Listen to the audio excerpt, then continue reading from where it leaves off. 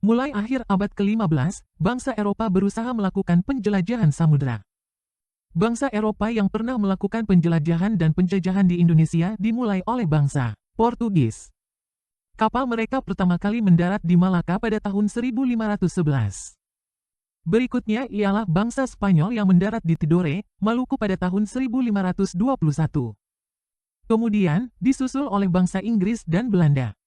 Kapal-kapal Belanda pertama kali mendarat di Pelabuhan Banten pada tahun 1596.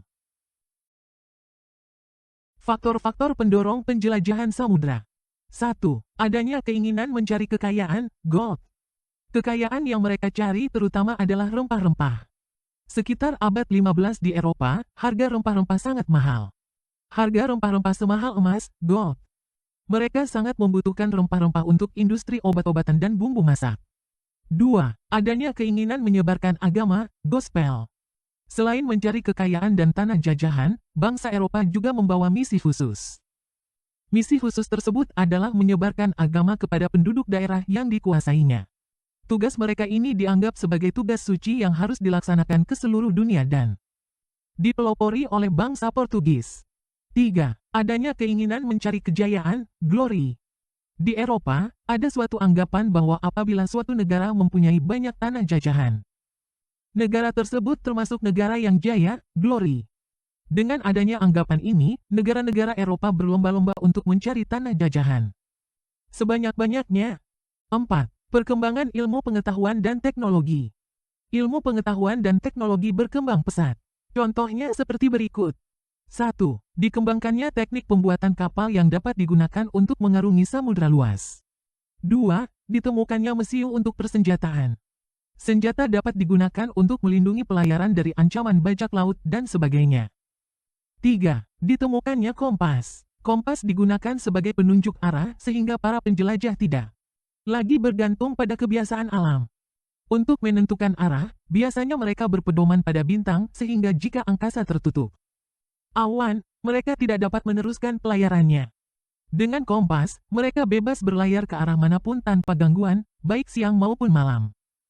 Peristiwa-peristiwa pada masa pemerintahan kolonial Belanda.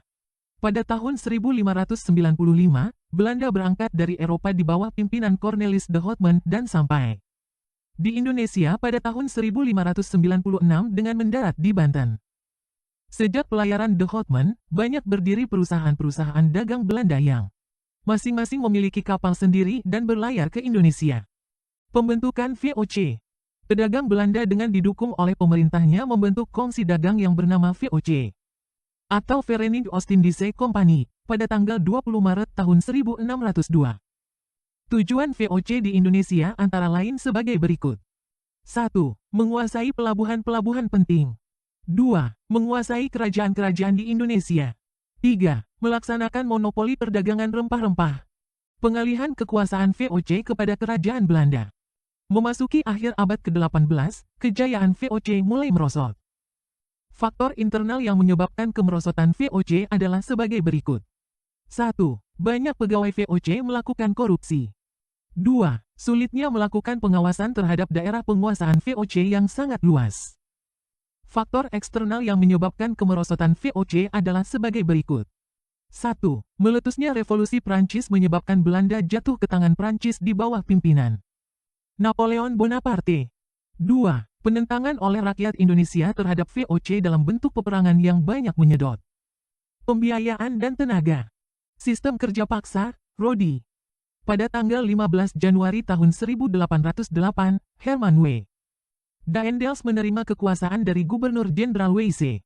Daendels dibebani tugas mempertahankan Pulau Jawa dari serangan Inggris karena Inggris telah menguasai daerah kekuasaan VOC di Sumatera, Ambon, dan Banda. Sebagai Gubernur Jenderal, langkah-langkah yang ditempuh Daendels antara lain. 1.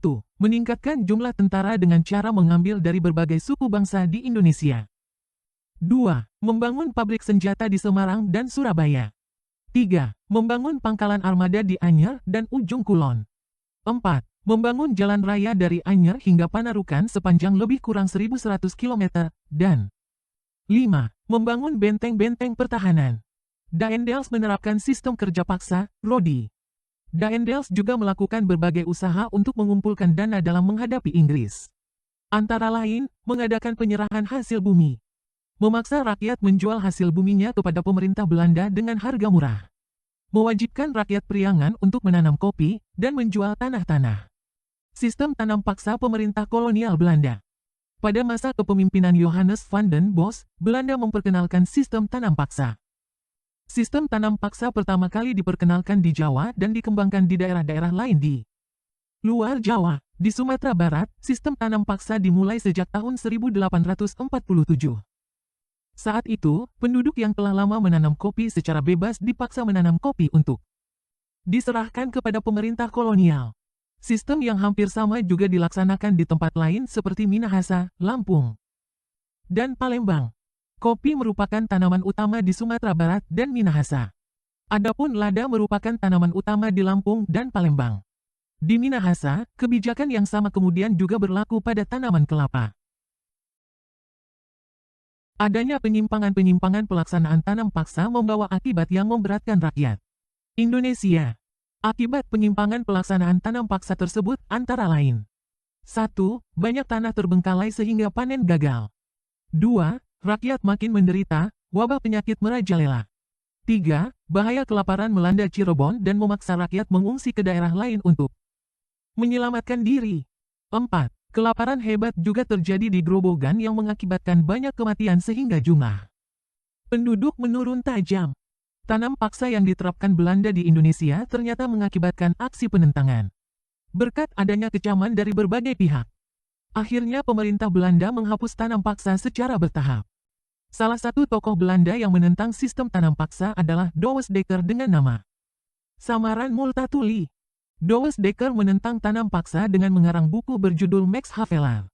Edward Douwes Dekker mengajukan tuntutan kepada pemerintah kolonial Belanda untuk lebih memperhatikan kehidupan bangsa Indonesia karena kejayaan negeri Belanda itu merupakan hasil tetesan keringat rakyat Indonesia.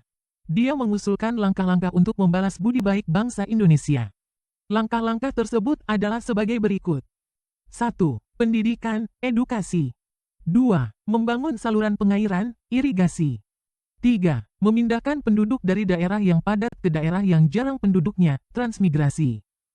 Pelaksanaan tanam paksa banyak terjadi penyimpangan, di antaranya sebagai berikut.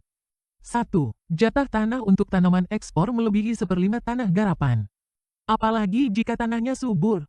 2. Rakyat lebih banyak mencurahkan perhatian, tenaga, dan waktunya untuk tanaman ekspor sehingga banyak yang tidak sempat mengerjakan sawah dan ladang sendiri. 3. Rakyat yang tidak memiliki tanah harus bekerja melebihi 1/5 tahun. 4. Waktu pelaksanaan tanam paksa ternyata melebihi waktu tanam padi, 3 bulan, sebab tanaman-tanaman perkebunan memerlukan perawatan terus-menerus. 5. Setiap kelebihan hasil panen dari jumlah pajak yang harus dibayarkan kembali kepada rakyat ternyata tidak dikembalikan kepada rakyat. 6. Kegagalan panen tanaman wajib menjadi tanggung jawab rakyat atau petani.